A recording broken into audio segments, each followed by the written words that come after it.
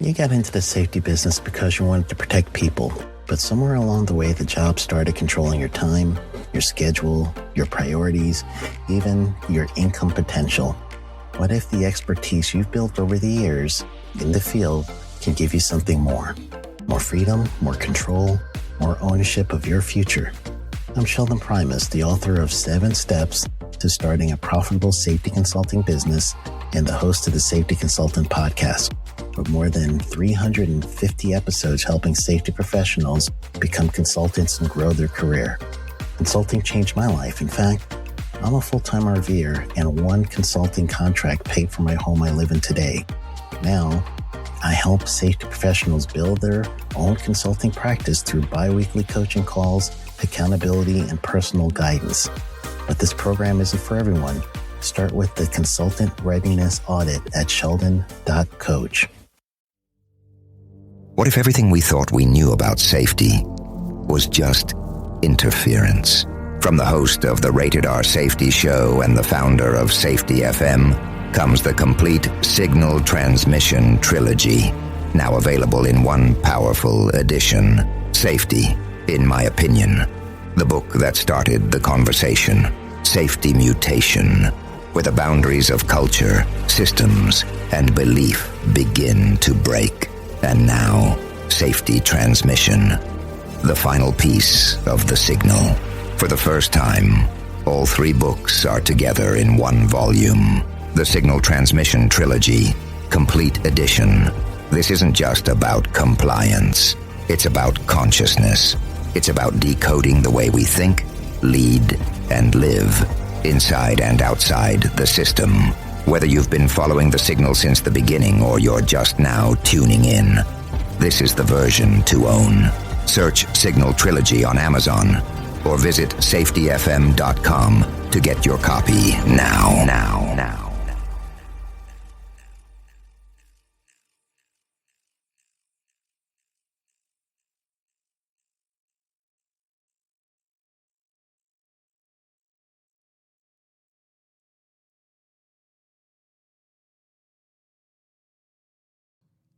This is Andy. And this is Matt. And you're listening to The Hop Podcast with no name. What a dumb name. It's so stupid.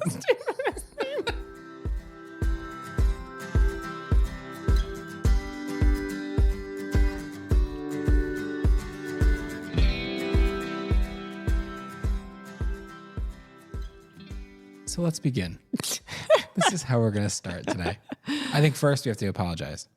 For what? Because we're not in our super high-end luxury podcast studio. Your basement? Yep. We're in the, which has no soundproofing. No, nothing. It's just your basement. Just also a different room that we're usually in.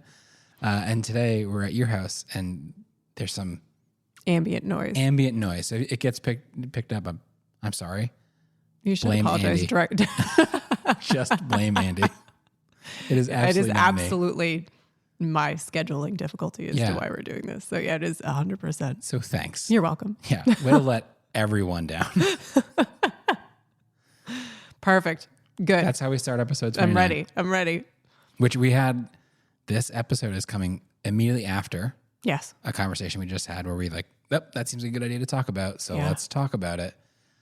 And we had a really, really good question. Yeah. That we want to address because it's a question that I feel like is not unique to this one person or this one organization. And it's a variation of a question that we've heard a lot of before. Yeah. And I think we've done a couple episodes recently about, sort of the case for HOP, which I've been calling them, which is saying, here's a common pushback that we get.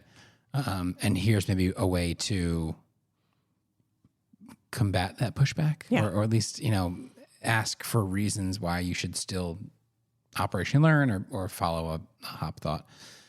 And this is not necessarily directly tied to that in the sense of like this overarching leadership pushback. It's just something that happens very often when we're doing operational learning and how we respond to it. Absolutely. Yeah. So the question was, what happens if we've done operational learning, right? And so we've learned from folks, and there was sort of a specific example. I don't know how actually specific it was, or if it was just like a generalization of a problem that these folks have had before. But think about it from, in this lens, we'll talk about it from a quality space instead of from a safety space of, hey, look at us. Look at us, reaching outside of safety. I'm so proud of us. So in order for a specific product to be made, there's a sequencing of valves that have to be opened and shut specifically. And if you miss opening one or miss shutting one at a specific time, you can actually have a quality defect for the product, and you scrap a batch of product. And so the question was, let's say you went and you operationally learned about this, and you learned like kind of how difficult it is to get it right, and that it's error prone and you can easily mix things up. And so it's not really a surprise that this type of quality concern can happen or is happening. Makes perfect sense as to why it's happening. And the solution set that's thrown out there is, well, we need to automate it, right? So if we automated the opening and the closing of the valves, well, then the problem would go away. And this solution set was asked in the lens of, hey, we did operational learning. Mm-hmm. We met with people who would be doing this task. We had some great problem statements, and we're at the try-storming phase, and this is the idea they think would be best. Yeah. Right. That's where we got to. Let's take that idea of like, actually this solution would fix a lot of the problems, right? If it was automated. And then in bringing that solution to a leadership team, the answer was no. and more specifically, no, because it's too expensive. Yeah, no, because it's too expensive for a lot of different reasons, yes. right? It's not just about the automation piece of it, but then there's also regulatory requirements. And then there's also, the actual recipe that you'd be using to make this product, that would have to change. So like the implications of automating it were far greater than maybe the team understood at the time, or maybe understood and they were just like, hey, we should do it anyway. And so the answer was no, we can't.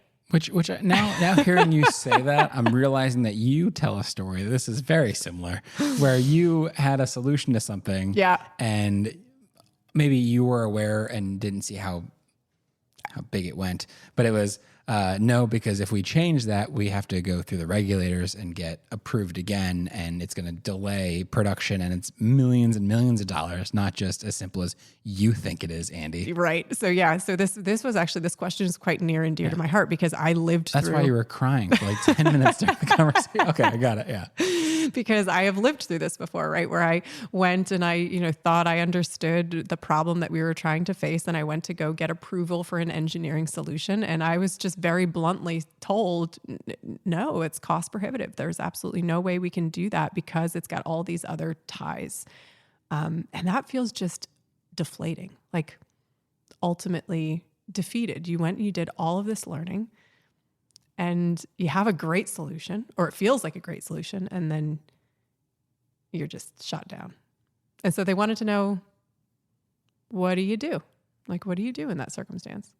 Let's not jump too far ahead, because this idea of shot down, we've spent time in other episodes talking about how operational learning can empower those doing the work to be involved in the solutions. Yeah. So yeah, hey, by the way, there's gonna be some times, which you may know this already, where you do all the work to do operational learning. You run a great learning team or whatever your method is. And at the end, it's still, sorry, too bad. But there's other ways. Yeah. So having experienced this myself, the first I think is picking yourself back up by your bootstraps, right? Because especially if you kind of think that it's a really good solution, it's painful. But one of the ways that we make sure to sort of help ourselves with it is going back to the problem statement, right? And so oftentimes if we have a really big solution to something, like a financially large solution, sometimes the reason why automation feels like the answer is because it's solving a lot of smaller problems. And so if we can remember that and go back to some of the smaller problems, then we have an opportunity to come up and brainstorm a different level of solution. So for example, if automation in this case, like you looked at it and you're like, okay, well, that would fix when we're doing batch A, it's really hard to remember to close valve C right at the time where, this is titrated to this level. I'm making stuff up, right? But it's everyone can tell. Everyone does. That's not a surprise. Right? Like there's a specific place where the likelihood of making an error is higher, or where it doesn't feel like you have to spend a lot of time paying attention to a specific valve because we've never had a problem with that valve before. And then every once in a while we do, right? So there are smaller problem statements, like very discrete things that people are dealing with that lead and sort of, we almost like push them together in one big ball of a problem. And then we say, well, automation would fix all of that. Right. And then if that automation gets shot down, then our mission would be to go back to the smaller problems that we're trying to address and see if we can pick those apart and say, okay, if we can't, let's put that in as a constraint. Like we can't automate it. Now knowing that, what can we do? So if we can define it as, hey, it's difficult to remember to close valve C at specific operation Q, whatever. Then we start to look I'm at there. Wow. I'm painting this picture so beautifully, right? Weave this tapestry. So then maybe we take a look at that tiny piece and brainstorm some ways to draw your attention, right? To have an attention activator at that point in time, or to make small process changes so that you don't have as many interactions as you had before. So still working towards making improvements, but looking at it from a smaller problem statement perspective, right? So that's kind of option one.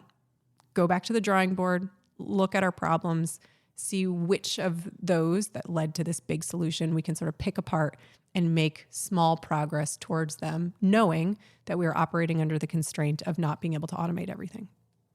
So that's option A, which I would always suggest going down, by the way. So in this case, option A is the best option. Well, there is an option B. Oh. Yes. Oh, Are you concerned about option B? Yeah, no idea. No idea where this is going. So option A, at some point you might reach like a law of diminishing returns, meaning like you've made small process improvements and the quality return on your product, right? It's like, okay, it's helped us a little bit, but we're still having quality defects happening, X amount of time. And really, we're out of ideas on how to do this without automation. Like we're not sure that there's a better way unless we do a rehaul of this system or an overhaul of this system. So would you say that, I'm going to use ridiculous numbers, but if we were, I'm so ready. If we were historically scrapping 1 in every 10 batches, some things, maybe we've made small tweaks and we're scrapping 1 in every 15 batches, but from our view as the worker and from leadership's view, that's still too often. Right. So we would be frustrated as a leadership team that we're still having this many defects or this many quality problems, or however we're labeling this process that may or may not exist somewhere. Right. Allegedly. Alleged process, for right? everything This generalized process. Right. So this is the place where we can adopt a HOP mindset, even if the action itself, even if it doesn't really feel like we're taking a ton of action, because at some point in time, you might just decide as an organization, if we're talking about something quality or operations or product wise, that financially it just doesn't make sense to invest in the process improvement, whatever that is. And the key to being able to make that decision is looking at your current state and being like, if we continue to have these quality defects happening at this rate, that's the other half of that financial equation of like, okay, we can stomach the fact that, 1 out of every, what did you say? 15 batches, right? We're going to have a potential problem with it. And that costs us whatever, $25,000. I love how arbitrary these numbers are. Sure. It's probably more than that, but yeah. $25 billion. It's right. It can be expensive depending on what it is. Right. But it has some sort of financial means to it, right? That's where you get your return on investment. That's where all that math comes from. And it's really important to do. The HOP piece of this puzzle is that in the meantime, while we're making all of those decisions, or when we've decided we aren't going to invest in the technology upgrade, that doesn't mean we get to beat up on the employees that aren't perfect.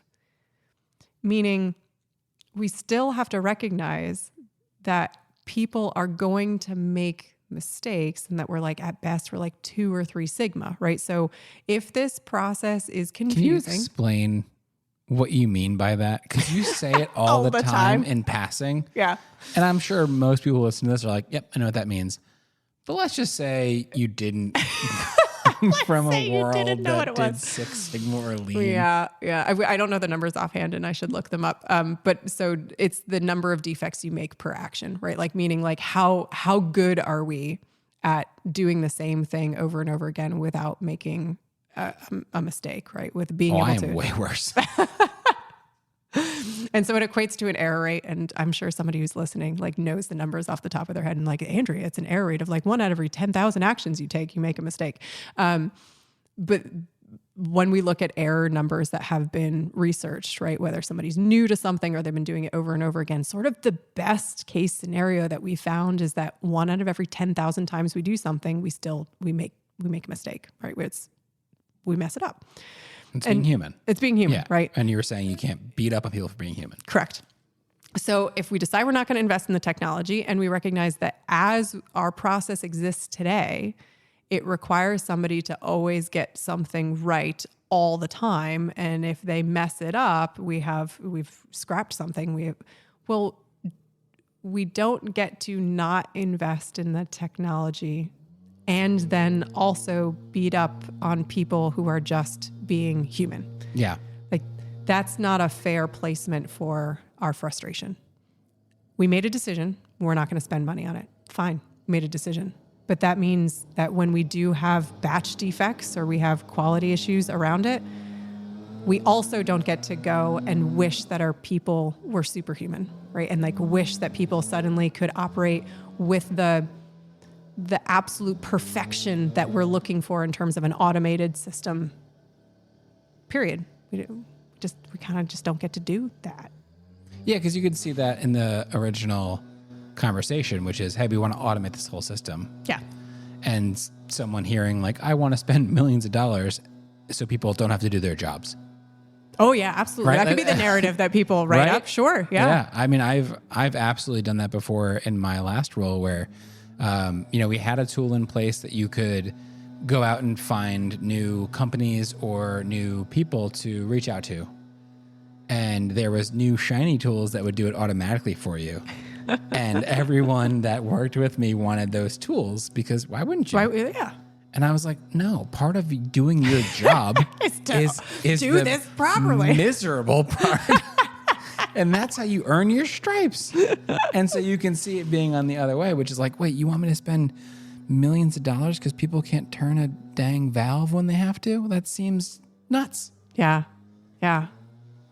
And so that's kind of that's the sort of the emotional trade-off that we make because you still like as the leadership team, obviously, right? We're judged on output of things, right? We're judged on making sure that we don't have quality issues. And so it feels like if people could just do it right, all of these problems would go away. And no, I don't have it in my budget to spend this much money to make it so that you don't have to do your job. You have to do your job and you have to do it right. That's why we hired you. We paid you to get the order of these valves right. We paid you to do it. And when that's our emotional feeling, what we end up doing is what most of us have done in many organizations. We don't invest in the technology and then we end up writing up the end user for making mistakes. Yeah, you don't get to have your cake and eat it too. You don't get to say, I'm refusing to make any investment into changing what has to happen. Yeah. And then say... And then also let it roll downhill for the last person that touches it. So because I'm not going to do that, people need to be better. And if they're not better, then they're in trouble. Yeah. And I think a little bit maybe of a less emotional lens that we can use to look at it is just the understanding of error rate and human fallibility, right? So when we're looking at anything of recognizing that we're amazing at adapting, but we're not super great like humans. We're not super great at doing the same thing over and over and over again. And so if we can look at that from a few different perspectives, then the answer to this question of like, well, what do you do when you do operational learning, right? And you come up with this great solution and it would fix a bunch of the problems. And then you get told that we financially can't do it. Well, you kind of have two options. One is that you go back to looking at the problem statements, you pick them apart, you try to find something smaller, pieces of the puzzle that are leading to this bigger problem that can allow you to reduce the probability of a part of it not going to plan, right? Of whatever I said before, valve C. That's what you said, yeah. Nice. And so that's option one. And then you're going to have a lot of small solutions, right? A lot of small. And just to piggyback on that, Yeah. you go back to the team that you operationally learned with, Yeah. and you brainstorm solutions with them. Right. Or other folks that are doing. You're not going like, okay, leadership team, Let's well, let's figure it out together. We did that part where they feel better because we learned from them. Now let's go back to the real closet where decisions are made. Yeah, we go back with the constraint. We're like, well, we can't automate it. So show me the most difficult places. Show me the places where we tend to have the bigger. And then right from a lean perspective, this is when you're Paretoing things, right? This is when you're taking, like, you're looking at your process with a ability to look at a lens of problems that you can see that there's multiple, and some of them pop up more than others. And we want to make sure that we're addressing the ones that have the largest impact on the final product that we can, right? So you Pareto all of that out. That's option one. Do that anyway, or option A. And then option B is when you get to a certain point that you're like, this is probably as good as we know how to make it happen without a technology leap. Fine. Do the math. Do the math and make sure that whatever the output of your process is making sense. And if the ROI doesn't make sense, okay, we've made that decision. And that's a decision that leaders have to make. And it's a hard one to make sometimes. Very. But if we do make it, we also don't get to go beat up on the people that aren't being perfect. Yep. We can't vilify humans for being human. Yeah. Which actually just happened. So if at any point in listening to this, you hear the sounds of what could be a leaf blower, I just want you all to know that historically, I would have been furious At the leaf blowy. I mean, don't they know that we are recording a podcast How with the dare they? blinds closed, like that no one can see us? How do they not know? But now, after 29 episodes and 2+ years of doing this stuff, I didn't get that mad at them. I love it. All right, so here's the homework. People have asked for homework, so we got to bring the homework back. The homework is, let's go find a place in our organization that we are frustrated with people. And let's do it from the quality lens, right, if you can, right? We're frustrated with people for not always catching something, right? Or always doing a process in the right order. And specifically, we're going to look at this from the lens of error. So we talked a lot on this podcast about mistakes, meaning somebody intentionally doesn't do something to plan because they're adapting in the moment and it makes sense to them. But let's look at it from the lens of error in this case. Like I missed it. Like I meant to do it and I didn't, or it's really complicated for me to understand. And so like sometimes when I try to get this order right, I don't do it well. And let's look at that space and see if you can find it by the places where we are most frustrated. Meaning at this point in time, because of how we're sort of treating problems, that's the place in which we're using a lot of disciplinary action, or we're writing people up, or we're retraining them a lot. So go see whether you can do anything about it or not. It depends upon where you are in the organization, but go see if you can find one of those places where we've kind of let everything roll downhill and we're just frustrated with the end user and we're retraining them or pushing them to do something better than they are today. And we're probably at a law of diminishing returns in terms of like our humans' ability to do it repeatably. And take a look at that space. See if you can find it in your organization. We used to have a tool that would allow for virtual signing of documents. When we had a new client come on and they would sign our contract, and I would countersign it. So each team gets a copy and it's great. When newer salespeople would start using it, even experienced salespeople, they'd be so excited about getting a new client. They wouldn't use the template correctly. So there wouldn't be a date field to fill out, which means that the contract's not actually valid. And so we'd always be like, and we were so frustrated, right? It could be the end of the month. And then, you have a client, it's the last day of the month. That's like a big consequence for a small error. Yeah. And you as a business, we couldn't count our revenue for the month against our goal if we didn't have everything filled out. And then we learned that we could just create a template that automatically added the date field as soon as someone uploaded anything. Perfect. And it was the easiest solution. That was my example. I did the homework already. Yeah, done. That was real quick. All right, so we'll catch you next time. Thanks for listening.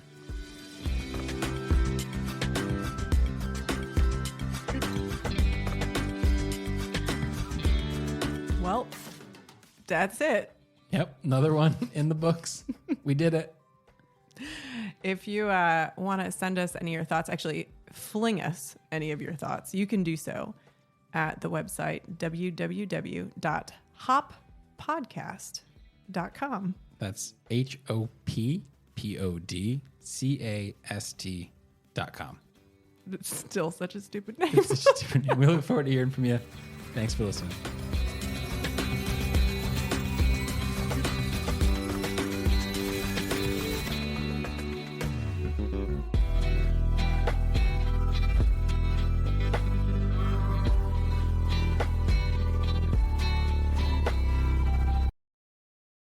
You got into the safety business because you wanted to protect people, but somewhere along the way, the job started controlling your time, your schedule, your priorities, even your income potential. What if the expertise you've built over the years in the field can give you something more? More freedom, more control, more ownership of your future. I'm Sheldon Primus, the author of 7 Steps to Starting a Profitable Safety Consulting Business and the host of the Safety Consultant Podcast, with more than 350 episodes helping safety professionals become consultants and grow their career. Consulting changed my life. In fact, I'm a full-time RVer, and one consulting contract paid for my home I live in today. Now, I help safety professionals build their own consulting practice through bi-weekly coaching calls, accountability, and personal guidance. But this program isn't for everyone. Start with the Consultant Readiness Audit at sheldon.coach. What if everything we thought we knew about safety was just interference? From the host of the Rated R Safety Show and the founder of Safety FM comes the complete Signal Transmission Trilogy, now available in one powerful edition. Safety, in my opinion, the book that started the conversation. Safety Mutation, where the boundaries of culture, systems, and belief begin to break. And now, Safety Transmission, the final piece of the signal. For the first time, all 3 books are together in one volume. The Signal Transmission Trilogy, Complete Edition. This isn't just about compliance. It's about consciousness. It's about decoding the way we think, lead, and live, inside and outside the system. Whether you've been following the signal since the beginning or you're just now tuning in, this is the version to own. Search Signal Trilogy on Amazon or visit safetyfm.com to get your copy now.